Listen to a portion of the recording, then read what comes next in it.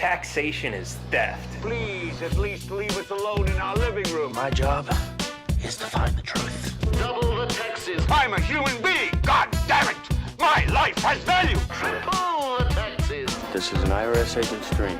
If you think that the Capitol will ever treat us fairly, you are lying to yourself. Beautiful, lovely taxes. Sorry, but I don't do taxes. Did you see the memo about this? The government is a greedy piglet. Just leave us alone. Do you know what Ralph just said? The roads. You boys like Mexico? I'm as bad as hell, and I'm not gonna take this anymore. Welcome back. Taxation is Theft. And I have with me today Eddie Craig, who's the co-host of Rule of Law Radio. And he's got a couple websites. They're up on the screen with a lot of really great information.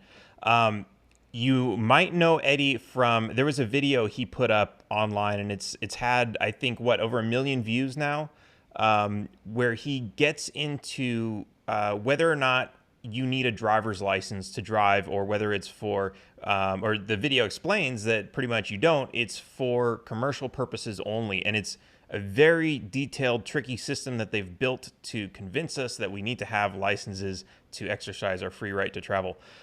So this was a great video that I saw years ago, and I think that was that put up by InfoWars? Yes. So, and they've actually on YouTube, they've reset the hit count on it many, many times. It's been in the tens of millions over the 11 years it's been up there. I didn't know they did stuff like that. It doesn't surprise me at all, but yeah, and that doesn't even include the hits on the reshares and everything else that I've seen out there. There's a lot of people that's seen it. Wow. So that's really awesome, because there's before I even moved to Texas, back in California, I started reading about this, and it was really difficult to understand. So and one of the reasons I reached out to you was because, like so many other things, when, these things are really complicated, but you put this video together, and if you just sit and listen to it, you actually did a really great job of just straight line going from this is how they get you. So I really appreciated that, and I thought it was a great explanation, because it's such a convoluted system. Like when you talk to people about this, when I talk to people about this, it's the indoctrination. It's everybody needs a license to drive. It's it's a privilege, not a right. All these things come up, and it's not like you can just point to one line in a law book that says, no, look, it says right here, because that isn't there. It's this big thing of smoke and mirrors to confuse us all. So yes, I want to thank you for. Go ahead. I'm sorry, go ahead. I was going to say that's one of those things that it's by design, right? But the key to it is understanding what the limitations of what they design is actually constrained to. And that's where most people fail in getting the proper education on both their state constitution and how their state legislature is allowed to create law, and how their power is far more limited than they would lead you to believe that it is.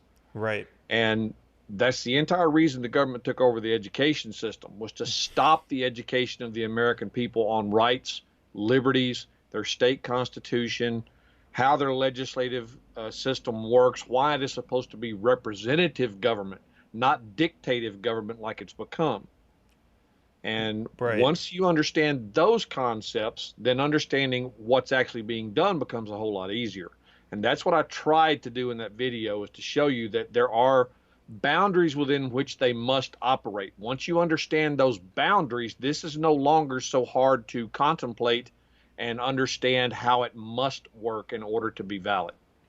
Right. And so much of it is just words that they use. They take words and they redefine them to mean things that, there's one word that's in the law, and we believe that it means one thing, and it means something completely different in the world of the courts and the legal system and everything else. Right. And that's another trick that the courts and the government in general have developed, is that they insist that they must use the common meaning of terms and phrases when they're reading and applying the law. What they don't bother to explain is that there's an exception to that rule in every case, and that is when the legislature specifically creates a definition for that term or phrase within the law. Once the legislature does that, the court is no longer free to apply the common English meaning to that term if it just so happens to look and sound exactly like the same term in common English, like person, for example, or drive. Those are terms that are defined either by inference within the law or directly within the law. And by inference, as an example, being that they don't define the term drive, they define the term driver. And by inference, you must then derive the definition of drive from driver. But between those two, there is a legislative subject matter context in which it is contained. And this is where the courts have hidden the truth from the public in such a way as to make them believe one thing when reality is something else. That legislative context is what the courts always ignore and always fail to mention in the course of their opinion. They treat the individual things within the law as if they are their own individual subject. And that violates the state constitution's mandate of how law is created. In Texas and in every other state that I know of, every state constitution and their legislative branch, they're limited to a single subject. It used to be a single object within a legislative bill. Now they've made it where they can write about a bunch of different objects as long as those objects all pertain to the same subject. This is how they got away from being able to pass one little piece of legislation at a time to being able to pass volumes of legislation in one pass. Like Obamacare. Exactly. But it's also why the law has been broken up into more or less individual codes or individual titles within those codes. Those titles or individual codes constitute that volume of legislation limited to that one single subject. And that was the groundwork for the video that you're referring to. Everything depended upon what the legislature said the law applied to. And in Texas, it very clearly states that that law applies to transportation. Right. So I want to say, because that's a really difficult subject for someone to wrap their head around. I know I struggled with it for a long time. If there's a law that says everybody has to do something, but when it's in the context of a bill and that bill is limited to a certain jurisdiction, that everybody doesn't mean everybody. So, Exactly. For example, if it's like, if it says, here's an obvious example in the U.S. is if it says everybody must register their car in Texas, well, if you don't live in Texas, then obviously you don't have to register your car. So there's still some sort of context, and you have to know kind of what that is. Another example might be, you're playing a game of Monopoly and you land on the income tax square, and it says you have to pay $100. You have to pay 100 Monopoly dollars. Your opponent is not going to force you to take out your wallet and give him 100 Federal Reserve notes cash. We have to kind of understand that these contexts kind of they limit what these words mean. So if someone uses the word everything, it still means everything within that little bubble of context that law is allowed to talk about. Is that exactly? And let me see if I can. I'm actually making a PowerPoint presentation. I'm going to turn into another video and post when I get it done. But the way I'm setting it up is like this. You can call the legislative bill a container, a box, a fenced-in circle. You can call it a tree. It doesn't matter what you call it, but you have to understand one thing about that container or that tree. It can only have one kind of fruit growing on it. It can't have anything else if it's a tree. If it's a container, you can only put things in that container that specifically belong to the subject that container is labeled for. For instance, let's say you're relocating your house and you're packing up your boxes to move. and you have boxes labeled kitchen spices, okay? If you are not allowed, according to your own packing rules, to put anything in the box labeled kitchen spices other than kitchen spices. You can't put spatulas in there. You can't put silverware in there. You're limited to only putting kitchen spices in the box labeled kitchen spices, okay? That's the simplest way to understand the single subject matter clause of your state constitution. It creates a container, an individual thing, and anything that's being put into or that you're claiming is related to or produced by that specific subject is the only thing that you can put with it. So, in the case of the Texas Transportation Code, here in Texas, our Constitution says that they have to put the subject matter of a bill in that bill's caption so as to notify the public specifically what the purpose of that legislation is. And when they recodified the current version of the Transportation Code back in 1995 in a bill numbered SB 971, Senate Bill 971, the caption of the bill specifically stated that this is a non-substantive recodification. Non-substantive meaning that they were not making any changes of substance to the law, okay? All they were doing was reorganizing, renumbering, and rewording the law to make it clearer, is how they put it. They didn't make it clearer. They intentionally made it harder to understand.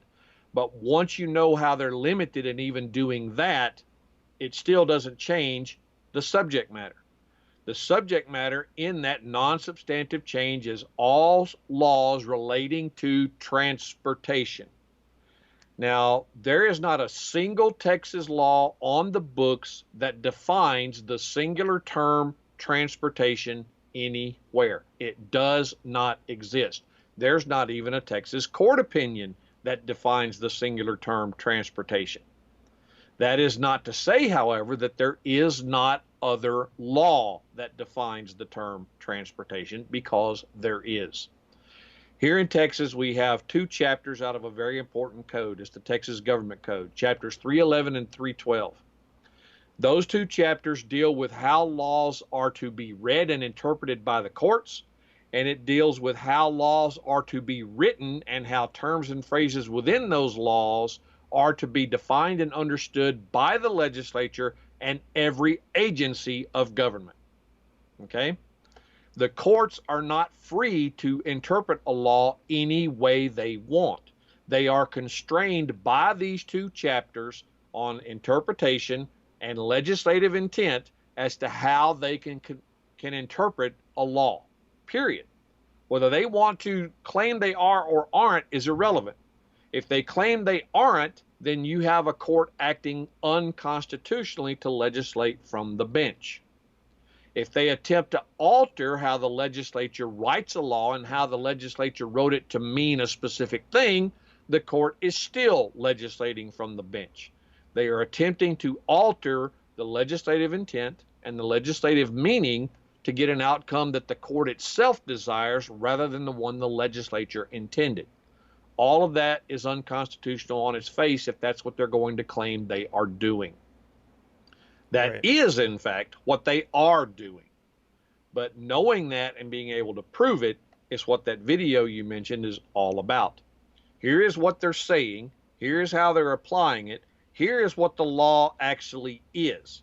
And when it's all taken within its proper context, in the lump sum it's required to be taken as, it doesn't mean what they tell you it means at all. So I kind of wanted to start out with this, but we'll backtrack a little bit. I wanted to get kind of your history and how you came to this, because I can only imagine that you went to a government school, you were taught driving is a privilege, not a right. You got the same indoctrination. Maybe you went to law school, and how did you kind of, I guess, what was your upbringing, and how did you kind of end up where you are? And was there a turning point where you kind of realized that this was going on contrary to what you were learning? Well, yes and no. You're right. I went through the same school system everybody else did. I guess I had the benefit, however, of a mother who made me think for myself. Basically, I would come home from school as a kid. I would get my homework done. And as long as my homework was done, the rest of the day was mine to do with as I pleased. And I did everything. I was very independent. And so if someone tried to tell me I had to do this, that, or the other, my first thought was to always ask, well, why do I have to do it that way? Now, in adulthood here in America, we're taught that we have to assume and comport ourselves under certain responsibilities and requirements and all this other stuff. But when you start looking at what you're being told, and it starts to conflict with the things that you have been told in other places, and they don't gel when they're mixed together, you start to understand something here is not right. It's like catching somebody with their hand in a cash register in a convenience store, and they don't work there. And yet they're trying to convince you they're not robbing the place. Right. I'm just making change. Really? You put in an empty hand and you come out with a fistful of bills and you're making change. How is that making change? Something about your story doesn't mesh. Well, that's kind of the way I began to look after spending 14 years in the Air Force at the way the government was telling us this, that, or the other, and then what the truth really is versus whatever. For me, it became crystal clear when the county tax assessor back in my hometown tried to steal my mother's house and land. They assessed her with a property tax that was absolutely outrageous and claimed that they had all the authority in the world to do it based upon the tax code and the state constitution and blah, blah, blah. And so at the time I was working as a computer consultant. I was making really good money. I could afford an attorney if it had come to that, but it didn't. Instead, I made them tell me exactly what law they were basing this so-called assessment on and how it was required to be done, et cetera, et cetera. And I started tearing the tax code to pieces. And I found out that they were not following the tax code that they were claiming they were using. They weren't following it at all. Everything they had done to assess this tax against my mother's property was absolutely illegal under their own code. They had done nothing they were required to do. And then when you get a little further into the things they are required to do, you find out who they're actually required to do it to. And it turns out it's not us, has never been us. Just like every other tax on the books, property tax has a very limited application. And that application is to property belonging to corporate entities operating within the territorial borders of the state of Texas. It has nothing to do with the private land and property owned by individuals for their homes. Nothing to do with that at all.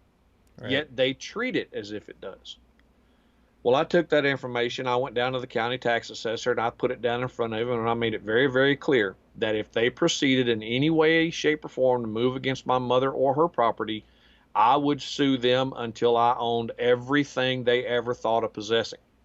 Because I knew what the law was. I had brought them evidence of the law and how they were abusing it and how they were not applying it in the way that it was written. And they never sent her another tax bill. They backed off, left her alone, and never sent her another tax bill while she was alive.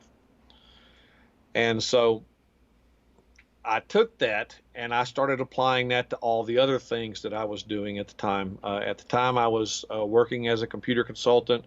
I was serving in the reserves in the Air Force, and I spent a lot of time dealing with government regulations. In my time in the Air Force with the various jobs I had done for them, I had learned how to read government regulations very, very well.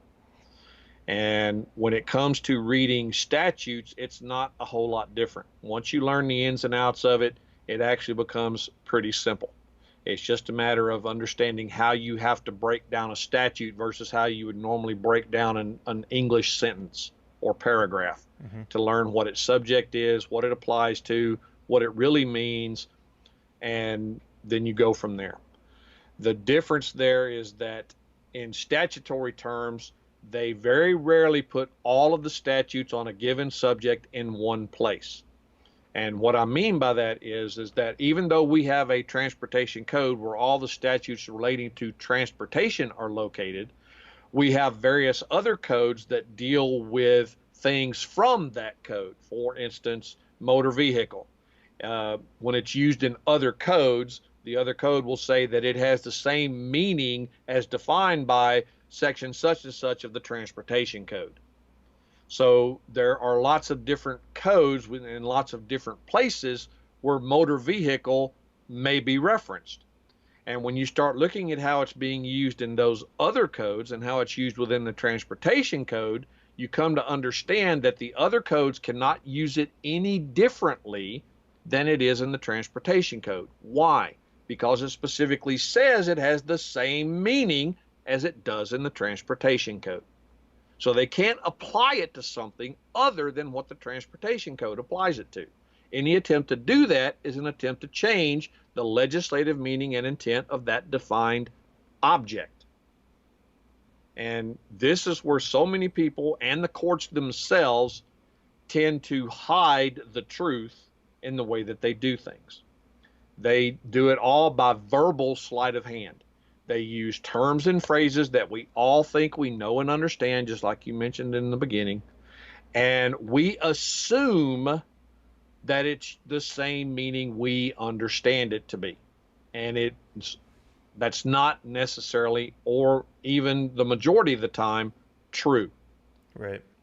So let me ask about this one, because I've tried to do my research on this one in Texas, because there is, there was a big debate over whether or not hair braiders should need a business license. So I started looking into that, and I pulled up the Texas Constitution, and I just searched, because it's several pages, and I was like, okay, I just want a quick answer. What does it say about business licenses? And I searched, and I couldn't find much. The only thing that I found that gave them the authority to require licenses for any business was oil businesses.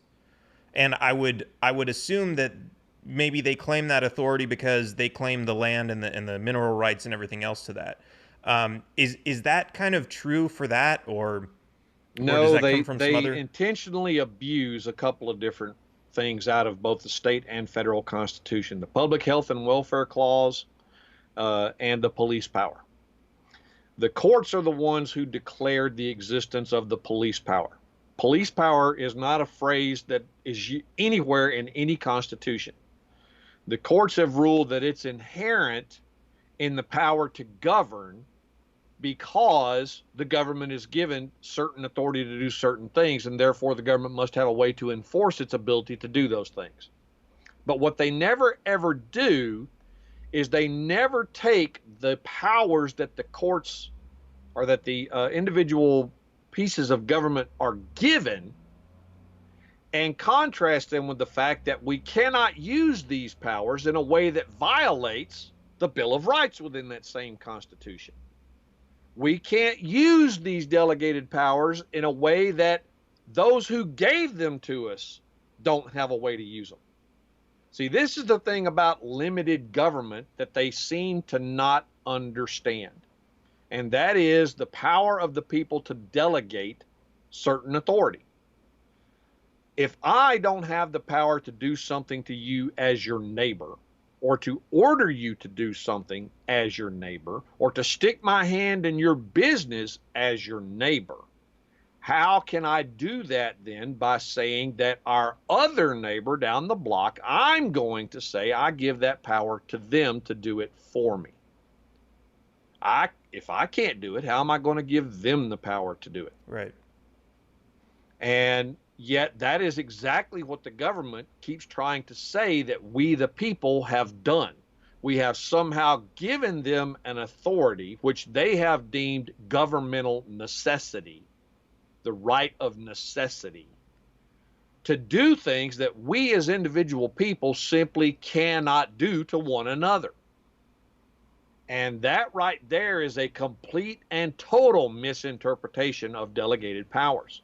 So so let's look at traffic court, right? When you go into traffic court, the reason they're able to charge you and fine you is with the presumption that because you're there, you're admitting, or you're not objecting to them calling you a driver. You're basically agreeing with them. Yes, I was driving, and so then that's not what's in question. What's in question is whether or not you were exceeding the speed limit or used a blinker or whatever it may be. It's assumed that you're a driver, and in that context, they could apply these laws and enforce these fines. With all of the things that you're talking about, is there some sort of premise that they're that they're using to make all of these statements? So if they're enforcing a business license on someone, or they're taxing someone's property, or gun licenses even. I looked in the New York State Constitution, and I didn't see the word gun or firearm or weapon or anything in there once in the entire Constitution. So is there something that they're using in all of these varieties of cases where they're basically saying, oh, we're going to treat him as a person because he's not objecting to being called a person? Yeah, that's exactly what they're doing. But this is what I was saying about you're being told one thing, but then you know for a fact it's something else. Here's the problem with the way they're doing it, and why it's easy to prove that they are not only abusing the system they claim we have, they're breaking their own rules when they do it. And it's a very in-your-face way if you know what those rules are. When you don't know what the rules of the game are, and you're letting someone else tell you what those rules are, then they can tell you anything they want and always win the game, can't they? Right. Okay, so let's look at how the courts are actually doing this and exactly how this works through all of this. The thing about them presuming that you're a driver, yeah, they're presuming that. But here is the problem according to their own written opinions. The United States Supreme Court has several opinions in which they have stated that in a criminal matter, which is what a traffic case is in Texas, they are treated as misdemeanor crimes, Class C misdemeanors in 99% of the cases, okay? They are not civil, they're not administrative, they are criminal. No ifs, no ands, no buts. The United States Supreme Court has said that in a criminal matter, no element of the alleged offense can be presumed. It must be asserted and it must be proven.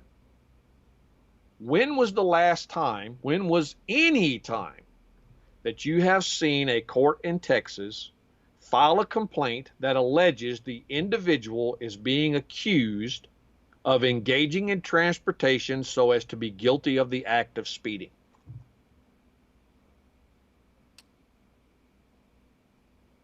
Well, I guess not the engaged in transportation part. It Exactly. Usually... But here's the problem. That is the key element. No other element can exist if that one does not exist. Why? It Right. goes back to the single subject issue. In order for a speeding offense contained within the transportation code to even be applicable, to exist, to have any authority to operate at all, the individual themselves must be under the subject matter that offense relates to. If they're not, then how can you charge them with the offense?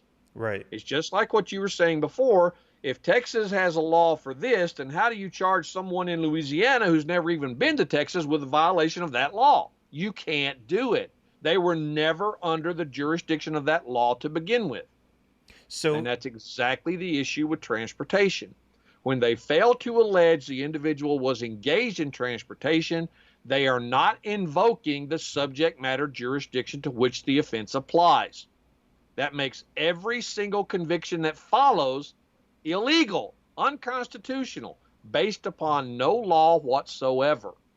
This is what I was saying about how they're treating the individual offenses and individual things they're charging you with as subjects unto themselves that somehow exist separate and apart from the transportation issue. And that cannot happen without violating the state constitution and the legislative mandate that all of these objects down here must relate to the single subject of transportation. Hence, No subject matter, no object. It cannot be any plainer than that.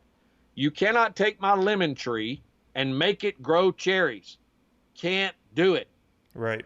In fact, you take away the tree, I can't even get lemons, can I? Right. So if somebody learns this information and they understand it, and the next time they go to traffic court, Well, is it as first simple? thing is, don't refer to it in Texas as traffic court, because it's not traffic court. Okay. It's criminal court. It's just usually a court of no record. And most of the cases they handle deal with traffic, yes. But the fact is that these same courts deal with any Class C offense. Okay. Doesn't have to be traffic. It can be any Class C offense. Okay. So in a criminal court of no record, someone who's being charged with a traffic crime, is it simply, or let me ask this, how far would it get them to object and say, I was not engaged in transportation? In that court, it wouldn't get them anywhere. But here's the thing. These courts, being courts of no record, are all about the appeal. They're not about the trial. They're about the appeal. Anytime you are charged with a crime and you are tried before a body that is acting non-judicially, and when I say non-judicially in this instance, it's not a true judicial body until it's a court of record. Okay? Since 99% of these municipalities and all JP courts in Texas are courts of no record, okay? There is no court reporter. There is no official stenographer. There's no one there making an official record of the proceedings in that court. Hence, they're called courts of no record. Nobody ever Then knows you what go- happened. Exactly. Now, if you're smart, you're recording the entire thing yourself. You're not telling them you're recording it. You're not showing them recording it. You don't even let them know you're recording it, but you had better record it. But this is the reason why in any of these courts, whether it's a court of record in the larger municipalities, most of them have courts of record. They have an actual court reporter, et cetera, in the larger municipal courts. The fact of the matter is they tamper with that record. I know. I've been to these courts. I've had records from these courts, and I know for a fact they tampered with them because I recorded the proceedings and then compared them to the record. They tamper with the record.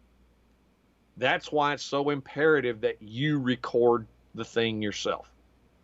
But the basis of what you do in these courts is to do everything in writing.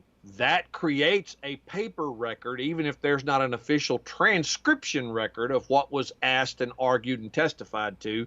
There is still a paper record of what you went in there saying from the very beginning. And so we file specific things in these cases, the first one being an affidavit of not engaged in transportation. I, as an individual, was never engaged in transportation of any kind upon the highways of the state of Texas. I was not hauling any passengers, properties, goods, or services for compensation or hire, which is what transportation is. It's using the roads for commercial purposes.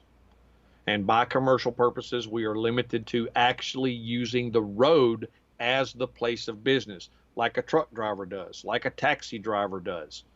Those are the people that are engaged in transportation, not you and I going to and from the grocery store, going to and from work, going to and from school.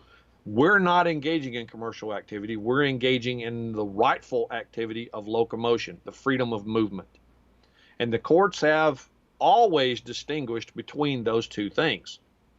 Now, when you listen to the arguments from the other side, especially the attorneys and their paralegals, they always want to go back to the driving is a privilege. They're right, as long as the context of driving is transportation. Okay? Right. When they get out of that context, then the water is not so clear. And that's the part where the courts themselves hide behind the terminology to create that smoke and mirrors appearance of one thing is the same as the other, and they're absolutely not the same at all. So, So it sounds like it's still a difficult process. It's not easy for, I've experimented with this several times in California and in Texas. Well, the difference there in California is in California, these are civil infractions, and Right. you have no judicial process in which to challenge this. Everything they do in California is administrative. It's civil administrative. They can declare you liable for it, and there's nothing you can do about Right. it except appeal Well, it. it's in a way it's kind of the same because you do have an appeals process that you can go to, and I believe that goes to an actual appellate court, which is I'm not sure if it's civil or criminal, but it's an actual court. It's of record, and they do. I took an appeal one time there, and it was all in writing. We never had to appear, but it was. They actually, they said there was a miscarriage of justice in the lower court, and they actually did follow the law and did correct it. So I think different, but somewhat similar. But yeah, that said, I did do a lot of experimentation, and in the end, what I ended up doing was I got wind of, okay, jurisdiction. What does jurisdiction mean? And then I thought, if I have a driver's license from another state, or what about from another country, they don't have jurisdiction to suspend it. So they're not able to basically blackmail me anymore, right? Because that's what they do. If you say I'm not going to pay this ticket, they say, oh, well, if you don't pay it, we're going to suspend your license, and now you're driving with a suspended license, and the penalty goes up. That depends upon whether or not they have a reciprocity agreement with Right. the state or country of origin for that license. Now, what they can do is they can suspend the use of that license within that state, but they can't Interesting. make it null and void where it was issued unless they have a reciprocity agreement. But see, right there is proof positive that you're dealing with a commercial nature. Why? Because the United States Constitution absolutely forbids any state to enter into any form of compact or agreement with any other state without express approval of Congress. Well, Congress can't approve something that falls outside of its 18 enumerated powers. Okay? Congress has no authority to intercede in anything that is not covered by one of those 18 enumerated powers. So what is the only power given to Congress that allows them to reach within the day-to-day activities of any given state?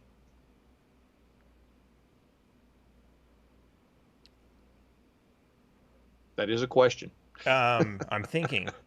I'm thinking money, commerce. The Commerce Clause.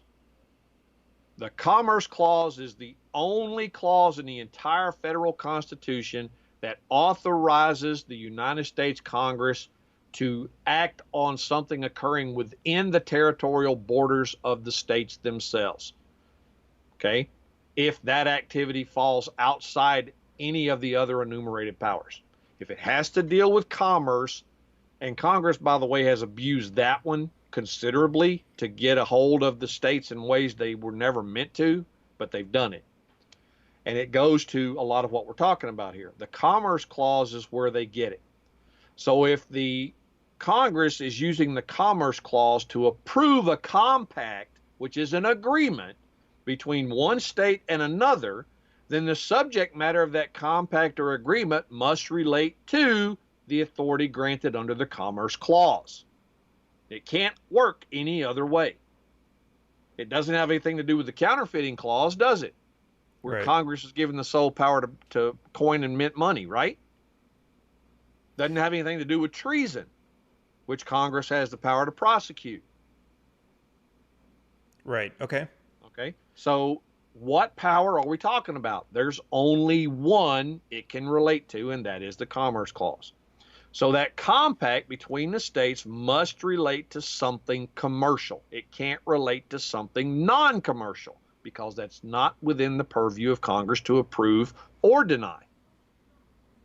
So I'm trying to think of examples outside of that, and I've heard that I don't know how true this is, but I've heard that they've tried to use the Commerce Clause to extend into regulating cannabis, and there's also the sale of alcohol. I don't know how. So because they always use the argument about it crossing state lines. And because it crosses state lines in commerce, they have authority over it. That's not what the Commerce Clause was set up to do. That's not what it was ever intended to do. When it says to make commerce between the states regular, that has a very limited meaning and purpose. The regulation of commerce between the states is not to tax it or control it or dictate what it is or isn't. It is to ensure that the states don't violate the other part of that clause within the federal Constitution, where they can violate the compacts between states, or they can create monopolies on certain products because they're the only state that produces it. The regular part means if you have a commodity that you produce only in this state or these few states, you can't price gouge the other states to have access to it. The exchange of goods and services between the states is to be regulated so as to be uniform and fair and impartial between all of the states. That's what they were intended to do. That might be if like I think Colorado sells water to some surrounding states. So that would be so that basically Colorado's not price gouging or something of that nature. Is that? Exactly. Okay. So when they're you say not charging New Mexico more for the water because they're in bigger desperate need for a water supply than Texas is. Okay. So when you say Congress has abused this power, has this been challenged in court? Have the courts agreed with it and upheld it? Or how are they able to keep this standing and keep this enforced? Well, the answer to your question is both yes and no. Yes, the courts have addressed it. Yes, the courts have said it is unconstitutional. And yet the courts ignore it and don't enforce their own rulings on the subject. And then they create new rulings that do exactly the same thing with those subjects as they do with the subject we started out with, transportation. They make it appear as if what's happening is valid, but it's only valid within a specific given context, which they are not divulging. Right. The way it works is federal funding. The federal government controls the states through the purse strings. The states get federal funding to do certain things as long as they're willing to implement federal law relating to how those funds gets used. The state must enact programs that the federal mandate attached to those funds requires. The state must manage those funds according to those mandates, and they must comply with the federal mandates in every way in order to maintain that flow of funds into the state. Well, Title 49 of the United States Code, the Federal Motor Carrier Safety Act, is exactly where licensing, registration, financial responsibility, and all of the other commercial enforcement laws within the states come from. On my legal blog, taooflaw.wordpress.com, I've actually got copies of two different records, transcribed records of our president, which I believe at the time was, I think it was Truman. I forget which, but if you read it, it's there. And in both instances, he is publicly speaking about the federal plan to implement requirements for driver's licenses and how they were going to get the states to enforce the federal mandates by paying them to institute the programs within the states. This was 1922. By 1925, licenses were in place for commercial drivers. It wasn't until the 1950s, however, that they started making everybody believe they had to have one. Interesting. And this is, I had someone tell me a similar story about the income tax, that it was up until World War II that only federal money or federal corporations were taxing their employees because that's all it covered. But then in World War II, the government was, everything turned into war, everything. Everybody was manufacturing for the war. So all this federal money was coming in, and that's how that converted everybody to start filing and paying income taxes because now they were receiving federal income. So was there some sort of event that you know of that helped that transition with the driver's license between, like, how did they just come out one day and say, oh, everybody's going to need a driver's license if you have your own car? What They was didn't. They did it over slow encroachment like they always do. They started convincing people that there was a benefit attached to acquiring this little conversion kit. The conversion kit being, we're going to take your right to do something and we're going to convert it into a privilege to do something by calling it a licensable activity. So we're going to start issuing these licenses. And with this license, you get these benefits.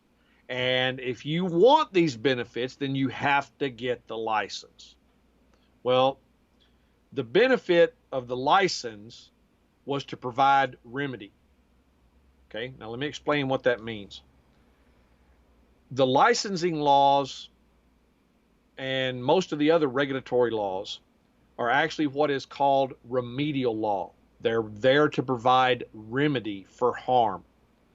What the statutes were originally written to do was to provide a means to establish specific facts and circumstances that when someone engaging in the activity regulated by those codes and those statutes harmed someone else through their actions, then those statutes could be used to establish specific checklists to say, were they doing this? Were they doing this? Were they doing this? If this is all yes, or the majority of this is yes, or the important parts of it are yes, then the person injured can use these established facts to sue that person to get remedy and to be made whole for the injury they received because of the actions of the first party over here. That's remedial law. So basically, that's what they were intended to do. So basically, me sitting here without a license, oh, the government's offering licenses, I should get one because if I'm ever in an accident, it makes me look innocent. Is that it covers me in certain ways, right? Yes. So that's really interesting because, like, I'm thinking of, like, you know, when you go to a grocery store, they usually have a thing where, like, you know, you sign up, you give them your information, and they give you a little card that you carry around, and every time you buy something, you swipe the card. Once in a while, you get a discount. And to most people, that seems almost kind of like the same thing because you're like, yeah, I'll give them a little bit of information. Nothing bad will ever come of this. And of course, that's a grocery store. When people started getting their licenses, obviously transportation was new. They didn't have probably speed limits and traffic citations and all these other things that were going on. So it probably didn't seem like the risk was that big to get that license. So it's like, okay, I get the license, I receive benefits, and there's absolutely no risk. Do you think that's fair to say? It's a way that it could have worked, but there's actually, in this particular instance, there's a more blunt hammer approach.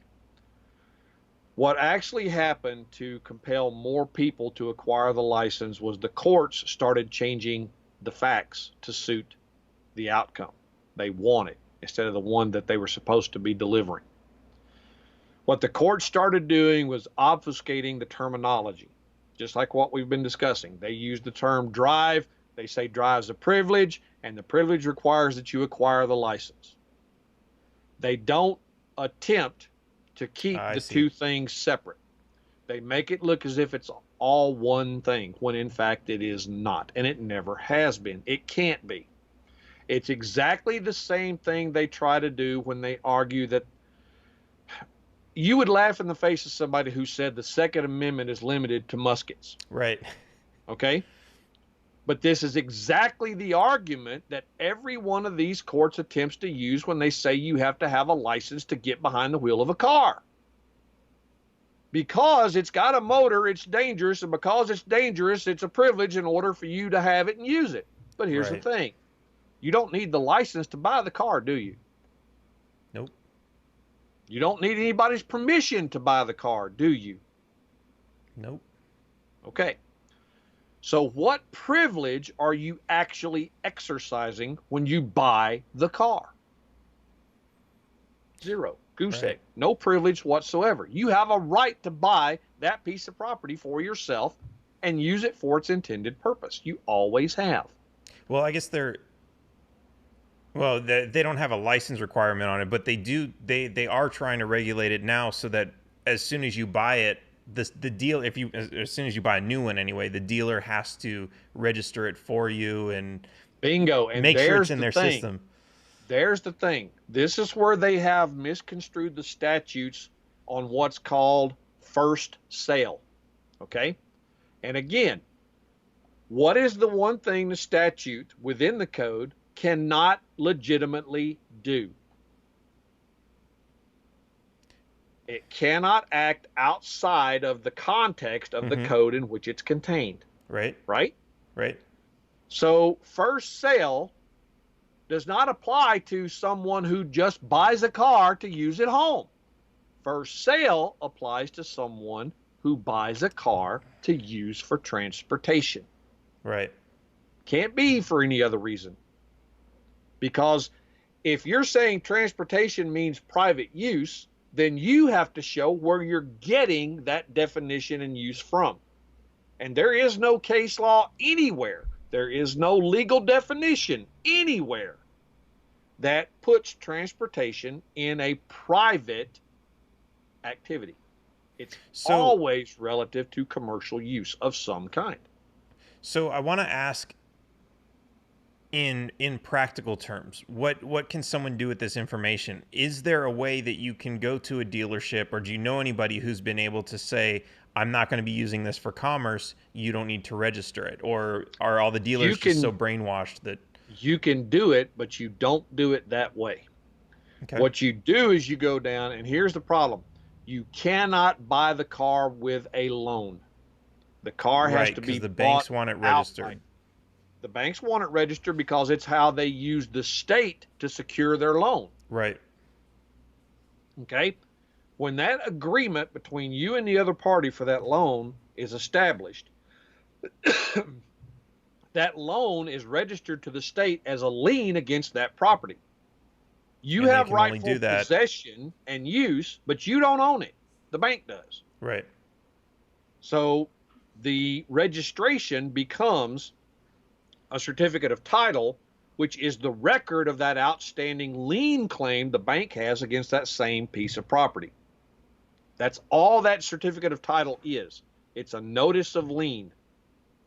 And it's what gives the bank a claim to that property. Without it, it would be your word against the banks as to who paid for it, right? Right. Yep. Okay, so that's what that piece of paper does. When you do that, the state then registers that car, but the state does something illegal at this point. The state makes a presumption about its use that it's not allowed to make unless there's paperwork filed by you that says the presumption is valid. This is where the dealership screws you up. The dealership has you fill out all kinds of paperwork, and you don't know what 99% of it is. Right. So not only are you filling out the paperwork for a certificate of title, you're filling out the paperwork for first sale, which says you're using it for commercial purposes. Just by having that word on there that says first sale. Yeah. Once the car becomes the object of a first sale, the presumption of commerce is now valid. Right. Wow. So let's talk about, let's go back to the driver's license. Is it possible for somebody to drive without a license, or like what kind of trouble are they going to get into with the police? Give me the context and definition of the term drive. So, well, okay, traveling, not driving. Nope. Now, see, here's the other thing where people make the biggest mistake. This has nothing to do with traveling as the courts have defined the term traveling. Okay? Okay. Traveling in the way the courts have ruled is movement outside of the U.S. to foreign countries and back into the U.S. Okay. That's travel. The courts have repeatedly said that movement between the states is locomotion, i.e. the freedom of movement. from place to place. Locomotion is the term we're looking at here, not travel. Okay.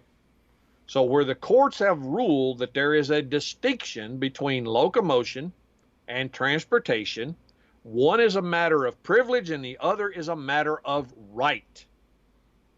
Locomotion is a matter of right. And this is where we get to the issue of reinterpreting the Second Amendment to mean only muskets, or the First Amendment to mean only quill pens. Okay? Typewriters aren't protected under the First Amendment because they're new technology. Just like the modern firearm or the modern gun is not covered because it's not a black powder musket. And automatic weapons aren't covered because the founding fathers didn't know anything about a gun that could shoot multiple times with a single trigger pull, when in fact they actually did. There was a gun invented almost 200 years before the Constitution was established that was fully automatic cannon. And the founding fathers knew very well about it. They actually used one against the British. Nice. Okay? So all of that cockamamie BS about the car being something new that the founding fathers couldn't foresee is asinine. It's a ludicrous argument. You are basing the ability to exercise a right upon the existence of technology relative to that right. And that's not the way a right works. If I have the right to acquire a piece of property, I have the right to the use of that property for its intended purpose. And the courts have said exactly that numerous times. You cannot say someone has the right to acquire something and then turn around in the same breath and say, but you can never use that thing you bought. Interesting. Why? Because I didn't give you permission to use it. And if you don't get my permission first, then you cannot use it. That's not the way it works. That's one of those delegated powers we did not give to our representatives or to anyone working as our representative or for our representative. We can't give that power. I can't take your power away as my neighbor to paint your house whatever color you want, to put whatever you want on it, in it, whatever. I have no power to do that. So how can I give it away to my representative? So going back to practical terms, because we've talked about how courts are able to, court of no record is able to just do whatever they want.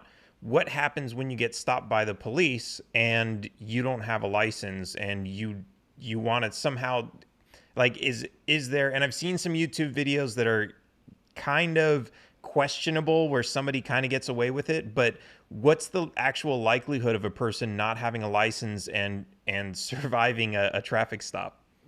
Okay, I've actually, years ago, at the same time I did that video, and I actually talked about that on InfoWars as well, was the transportation practice script. The transportation practice script is intended to do one thing and one thing only. And that one thing has 3 steps. Invoke your rights, demand your rights, protect your rights. Anything you say and do at a traffic stop that is not doing one of these three things is something you shouldn't be saying or doing at all, period. Okay? That's why the primary rule of any police encounter is first you shut up. The second part is after you've done step 1, shut up some more. And finally, in step 3, when you're sure that you have perfected step 1 and step 2, keep shutting the hell up. Okay? Do not engage the cop in conversation. Do not attempt to explain yourself. Do not ask questions that border on conversation. It's that simple. Shut up. The transportation script has you asking specific questions and making specific statements that do only one of those 3 things. It either invokes a right, demands a right, or protects a right. When the cop asks you a question like, I need your license, registration, and proof of financial responsibility, the first thing out of your mouth, officer, I'm not an attorney. Therefore, I need to know, can any of the information you're demanding from me potentially be used against me in a court of law or to incriminate me in any way for any other type of charge? The answer to that, of course, is absolutely yes. Absolutely. Since we have those rights to remain silent, which includes the right not to produce anything that can be used against us, whether it be documentation or anything else, how then can we be compelled to comply with a directive to give them something they can punish us with? We can't. It's straight up plain and simple fact. This is what I was saying about how they intentionally violate their own rules. How can a court legitimately say you have the right to remain silent, and that right includes the right not to produce anything, well, any kind of evidence, any kind of statement, any kind of answer to a question, any kind of paperwork that could incriminate you in some other crime or be used against you in a court of law for this crime, and then in the next instance turn around and say, but you got to give it to them anyway. That's not a legitimate way to preserve a right, is it? No. Okay. So again, when the court says you got to do this, the court is talking about someone who's agreed to do it in advance. And the only one who's agreed to do it in advance is the person who voluntarily engaged in transportation to begin with.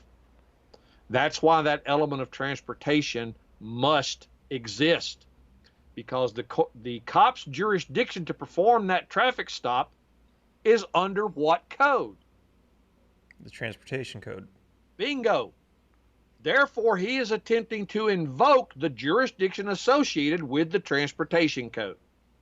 That's not a general jurisdiction, okay? It is a specific statutory jurisdiction. And in order for anything that is applicable under that subject matter to give him the means to make that stop, that subject matter must apply. So how is he invoking it? Officer, can you please give me the articulable facts in your possession of how you came to the conclusion that I was engaging in transportation? Do you know, in one of my cases, I literally had a prosecuting attorney stand up in court. I object. No one is attempting to charge Mr. Craig with engaging in transportation.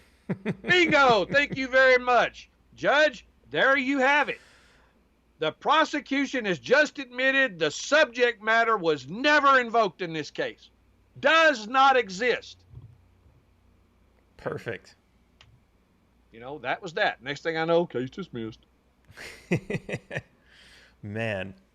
All right. Well, I don't want to hold you up too much longer. We've been talking for over an hour now. I want to give you an opportunity to talk about any projects you're working on, and obviously to promote your websites, which we have on the screen under your picture here. So just go for it. Anything you want to talk about? Well, I have a seminar material that I wrote way back when, before I even appeared on InfoWars, dealing with how to fight traffic cases and stuff like that in the state of Texas. It's got a book, explains what all the statutes are, how they all work, the logic behind them, plus the logic of how they're trying to use them and how that use conflicts with the actual law. Right now, my biggest project is getting an update to that. I'm writing an entirely new book that incorporates all the new changes to the statutes. I'm writing all new legal documents for filing in the court cases for the new book and the new way of fighting this. Of course, we're always trying to keep the radio show going as well. And hopefully I'm going to have a new full-time job here running a huge aquaponics farm that I'm going to be responsible for building and setting up. And that's pretty much what I'm working on. I very rarely sleep. I get like 2 hours of sleep a night if I get that. And of course, I have a very good cow dog down here he's the one nuzzling me wanting to go out for a walk. But so your timing's good. He's very impatient when it's time to go. Perfect. Awesome. Well, thank you so much. This has been an awesome talk. Learned a lot. Hopefully all my viewers did too. Go check out Eddie. Go visit his website. And actually, let me ask you this. Social media pages. Do you have any social media pages anyone can follow? Yes, I am on Facebook under several. There is Tao of Law, TAOOFLAW, which is one of my landing pages on Facebook. And then my personal page is Tao Law, and that's TAO space LAUW. And I also have a legal discussion group called Tao of Law, TAOOFLAW, on there as well. And that's where I try to do what little bit of teaching and assistance I can provide right now. I do through that discussion group and in private chats on Facebook for the most part. And then if we need to get off of Facebook for sensitivity reasons or subject matter reasons, we'll move it over to Skype or email or something like that. Right. Okay, perfect. Well, thank you again. This has been very, very informative. Hopefully everybody learned some great stuff. And make sure to follow Eddie on Facebook and check out his websites and his radio show. And we'll see you next time. Taxation is Theft. Taxation is theft. Please, at least leave us alone in our living room. My job is to find the truth. Double the taxes. I'm a human being. God damn it. My life has value. Triple the taxes. This is an IRS agent's dream. If you think that the Capitol will ever treat us fairly, you are lying to yourself. Beautiful, lovely taxes. Sorry, but I don't do taxes. Did you see the memo about this? The government is a greedy piglet. Just leave us alone. Do you know what Ralph just said? The roads. You boys like Mexico?